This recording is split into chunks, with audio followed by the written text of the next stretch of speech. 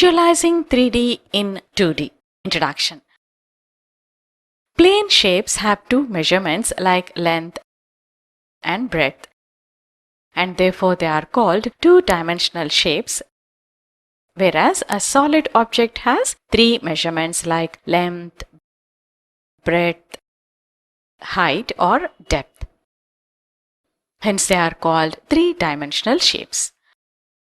Also, a solid object occupies some space. Two-dimensional and three-dimensional figures can also be briefly named as 2D and 3D figures. We may recall that triangle, rectangle, circle, etc. are 2D figures, while cubes, cylinders, cones, spheres, etc. are three-dimensional figures. In our practical life, many a times we come across combinations of different shapes. For example, observe the objects. A tent, a cone surmounted on a cylinder, a tin, a cylindrical shell, softy, ice cream, a cone surmounted by a hemisphere, a photo frame, a rectangular path, a bowl, a hemispherical shell, tomb on a pillar, cylinder surmounted by a hemisphere. We are living in a three-dimensional space. Some of the objects around us are in three-dimensional shapes. We can differentiate 2D shapes from 3D shapes by observing them.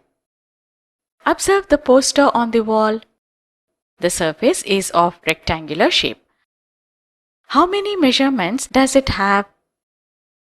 It has two measurements, that is length and breadth. Observe the book. What is the shape of the book? It is in cuboid shape. It has three measurements. Along with length and breadth, it has one more measurement, that is height. A triangle, square, rectangle are plane figures of two dimensions, while a cube, cuboid are solid objects with three dimensions.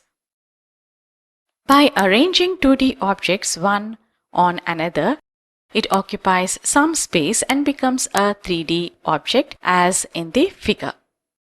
It has volume also. Objectives.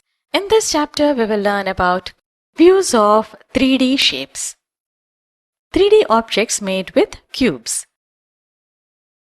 Representation of 3D figures on 2D. Various geometrical solids. Faces, edges and vertices of 3D objects. Regular polyhedron. Prism and pyramid. Number of edges, faces and vertices of polyhedrons. Net diagrams. Activity.